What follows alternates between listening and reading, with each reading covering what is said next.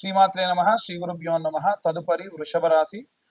ఈ విశ్వావసు నామ సంవత్సరంలో పంచగ్రహ కూటం అనేటువంటిది ఏప్రిల్ మధ్య కాలం నుండి ప్రారంభమై మే మధ్య వరకు కూడా ఈ యొక్క సూర్యగ్రహ గమనము అలాగే చంద్రగ్రహ గమనాన్ని బట్టి 2 సార్లు పంచగ్రహ కూటం అనేటువంటిది సంభవిస్తుంది. వీటికి సంబంధించి వృషభ రాశి వారికి 11వ ఇంట ఈ యొక్క పంచగ్రహ కూటమి సంభవిస్తున్న కారణం వల్ల చాలా ఆరోగ్యవంతమైనటువంటి వాతావరణం ఉంటుంది, ధనలాభం ఉంటుంది, ఆరోగ్యపరంగా బాగుంటారు. కానీ అనవసరమైనటువంటి విషయానికి సంబంధించి విద్యార్థి దశలో ఉన్నటువంటి వాళ్ళు కానీ గృహిణులు కానీ ఏదో ఒక విషయాన్ని తెలుసుకోవాలి, అక్కడ ఏదో జరుగుతుంది అంటే అనవసరమైనటువంటి వాటికి సంబంధించి తాపత్రయపడుతూ సమయాన్ని డబ్బుని వృధా చేసుకోవద్దు. అలాగే ఎవరైతే ఉద్యోగస్తులు అలాగే వ్యాపారస్తులు ఉంటారో వీరు చాలా ప్రొడక్టివిటీగా పనిచేస్తూ ఉంటారు. అనవసరమైనటువంటి వాటి జోలికి పోరు.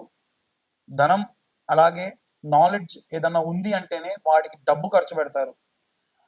అలాగే ఎవరైతే సినీ రాజకీయ రంగాల్లో ఉన్నటువంటి వాళ్ళు ఉన్నారో వాళ్ళు కూడా విపరీతమైనటువంటి స్ట్రెస్ ఉన్నప్పటికీ ధన సంపార్జన విషయంలో కానీ ఏవైనా సరే ఎక్స్ట్రాగా డబ్బులు సంపాదించుకునే విషయంలో కానీ చాలా జాగ్రత్తగా ఉంటారు. వీటికి సంబంధించి కూడా చాలా ఆనందకరమైనటువంటి వాతావరణం అని చెప్పొచ్చు.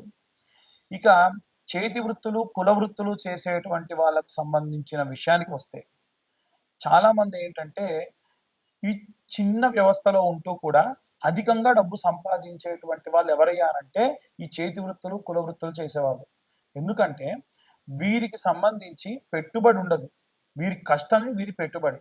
కాబట్టి వీరు ఎంత కష్టపడితే అంత ప్రతిఫలం ఖచ్చితంగా లభిస్తుంది. అలాగే ఈ యొక్క పిల్లల దగ్గర లేకుండా వృద్ధాప్యంలో ఉన్న వారికి ఆరోగ్యానికి సంబంధించి ఏదో అనుమానం, ఫలానా వస్తువు తింటే నాకు ఇబ్బంది వస్తుంది, ఫలానాది చేస్తే నాకు ఇబ్బంది వస్తుంది అనేటువంటి ఆలోచన విధానం ఉంటుంది. ఎట్టి పరిస్థితుల్లో అలాంటి అనుమానాలు పెట్టుకొని మీ ఆరోగ్యాన్ని ఇంకా పాడు చేసుకోకూడదు. వీరందరూ కూడా చదవాల్సినటువంటి మంత్రం ఏమిటి అనంటే శుక్ర ఓం శుక్ర అరిష్టేతు సుసంప్రాప్తే. మొదలు శుక్ర అని చెప్పే కదా, అది అనకండి, ఓం దగ్గర నుంచి ప్రారంభిద్దాం. ఓం శుక్ర అరిష్టేతు సుసంప్రాప్తే శుక్ర పూజాంచ కారయేత్ శుక్రధ్యానం ప్రవక్ష్యామి కలత్ర పీడోప ఉపశాంతయే. భార్యాభర్తలు అన్యోన్యంగా ఉండాలి, ఎటువంటి గొడవ చికాకులు లేకుండా ఉండాలి అంటే ఈ మంత్రాన్ని చదవండి. దాని వలన మ్యారిటికల్ లైఫ్ కూడా చాలా బాగుంటుంది. అన్ని వర్గాల వాళ్ళు ఎలాంటి రెమెడీస్ తీసుకోవాలి, ఎలాంటి మంత్ర పఠనం చేయాలనే విషయాన్ని ఇప్పుడు మనం తెలుసుకుందాం. మనకు పంచగ్రహ కూటమి అనేటువంటిది ఈ నెల 15వ తారీఖు నుండి ఈ నెల 9వ తారీఖు నుండి ఆల్మోస్ట్ 18, 19వ తారీఖు వరకు కూడా 5 గ్రహాలు మీనరాశిలో ఉన్నాయి. అందులో ముఖ్యంగా సూర్యుడు, అలాగే శని, రాహువు, శుక్రుడు, బుధుడు, ఈ గ్రహాలు మీనరాశిలో ఉన్నాయి. మీనరాశి వారికి ప్రత్యేకంగా అంటే ఒక్క మీనరాశి వారికి వదిలేస్తే మిగిలిన అన్ని రాశుల వారికి కూడా చాలా విశేషమైనటువంటి ఈ యొక్క గ్రహ సంచారం అనేటువంటిది చాలా హెల్ప్ అవుతుంది. కొంతమందికి నో లాస్ నో ప్రాఫిట్గా కూడా ఉంటుంది. అసలు ఈ పంచగ్రహ కూటమి వల్ల ఏమవుతుంది, ఎలాంటి పరిస్థితులు నెలకొంటాయి అనేటువంటివన్నీ కూడా ఇప్పటిదాకా మనం మాట్లాడుకున్నాం. అయితే ఈ యొక్క పంచగ్రహ కూటమి 17వ తారీఖు పూర్తవుతుందో లేదో 25వ తారీఖు అంటే సూర్య గమనం అనేటువంటిది ప్రారంభమవుతుంది. చంద్రుడు అనేటువంటి వాడు మళ్ళీ ఈ యొక్క మీనరాశిలోకి వస్తాడు. అంటే అప్పుడు మళ్ళీ పంచగ్రహ కూటమి ఉంటుంది. కానీ చంద్రుడు చాలా తొందరగా కదిలేటువంటి వాడు కాబట్టి ఒక 3 రోజుల పాటు ఈ యొక్క చంద్రుడు ఈ యొక్క మీనరాశిలోకి చేరడం అనేటువంటిది జరుగుతుంది. వాస్తవంగా మీనరాశిలోకి సూర్యుడున్నా, చంద్రుడున్నా, శుక్రుడున్నా, శని ఉన్నా ఎటువంటి నష్టం అనేటువంటిది ఉండదు. కేవలం ఇక్కడ పాపగ్రహ సంచారంలో భాగంగా శని కానీ రాహు కానీ ఉంటేనే ప్రాబ్లం. ఈ శని కానీ రాహు కానీ ఎవరైతే ఉన్నారో వారంతా కూడా మూవ్ అయిపోతున్నారు కాబట్టి అంతగా ఏమీ ఇబ్బంది లేదు.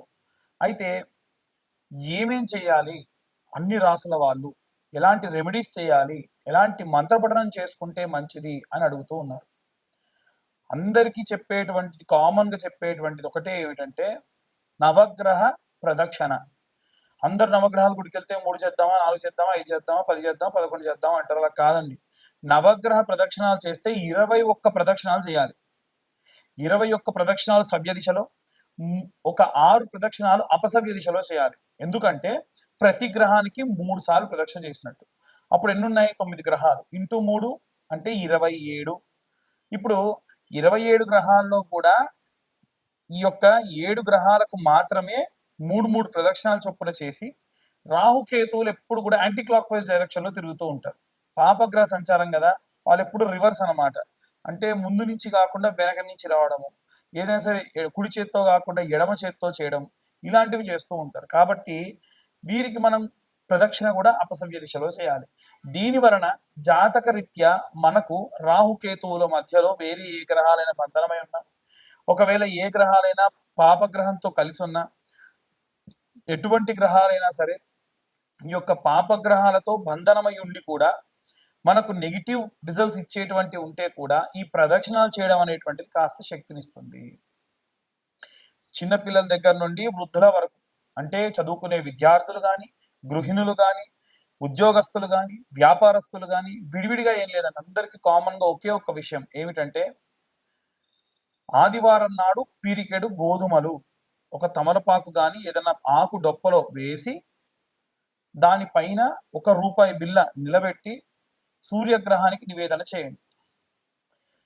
అదే గనక సూర్యగ్రహం నవగ్రహాల మధ్యలో ఉంటుంది. అదే మీరు చంద్రుడికి చేయాలంటే సోమవారం నాడు పిరికెడు బియ్యం తీసుకెళ్లి ఒక ఆకుడొప్పలో వేసి, లేదా ఒడ్లుంటే ఒడ్లు తీసుకెళ్లి ఆకుడొప్పలో వేసి చంద్రుడి దగ్గర పెట్టి ₹1 బిల్ల దాంట్లో నిలబెట్టండి. బెల్లం అనేటువంటిది నవగ్రహాలకి నివేదన చేస్తే చాలా మంచిది. ప్రతి ఒక్క గ్రహం దగ్గర ఇంత బెల్లం ముక్క పెట్టండి. ఇంతకు మించి మీరు నవగ్రహాలకు చేసేది ఏమీ లేదు. విగ్రహాలు అధికంగా తాకకుండా ఉంటే మంచిది.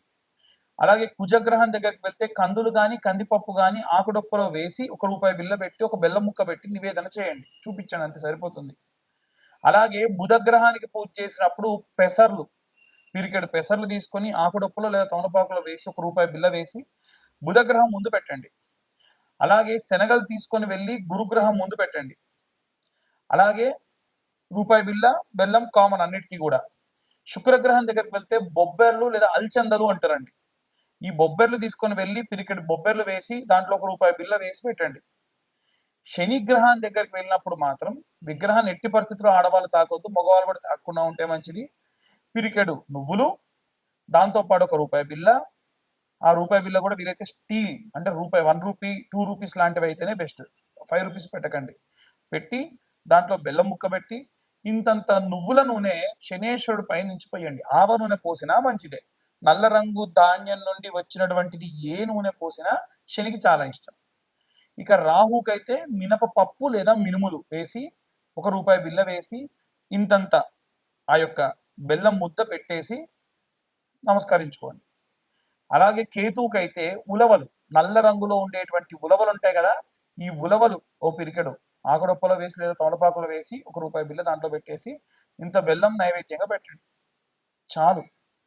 ఈ షష్టగ్రహ కూటములు, పంచగ్రహ కూటములు, జాతకరీత్యా ఉన్న దోషములు ఇవన్నీ పోవడానికి ఒక్క వారం పాటు మనకు సోమవారం నుండి ప్రారంభిస్తే, మళ్ళీ లేదా ఆదివారం నాడు ప్రారంభిస్తే ఈ యొక్క శనివారం వరకు ఈ రెమెడీస్ చేసుకుంటే సరిపోతుంది. ఇప్పుడు మీ అందరికీ డౌట్ వస్తుంది, ఏమిటంటే ఉన్న గ్రహాలు 9 అండి, మీరు చెప్పిందేమో వారం రోజులు ఎలా చేయాలి?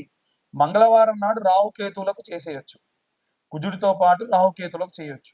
లేదు ఆదివారం నాడే సూర్యుడితో పాటు రాహుకేతువులకు కూడా చేయొచ్చు, ఎటువంటి దోషం లేదు. ఇక అందరూ మంత్ర పఠనం చేయాలి అనంటే ఏం చేయాలి అనంటే, ఓం ఆదిత్యాయ చ సోమాయ మంగళాయ బుధాయ చ గురు శుక్ర శనిభ్యశ్చ రాహవే కేతవే నమః అనే మంత్రం చదువుతూ ప్రదక్షిణాలు చేయాలి. మీరు ఏ రోజు నవగ్రహ దేవాలయానికి వెళ్ళినా నేను చెప్పిన విధంగా, ఇంకొకటి, దేవాలయం మూసే సమయానికి వెళ్ళకండి.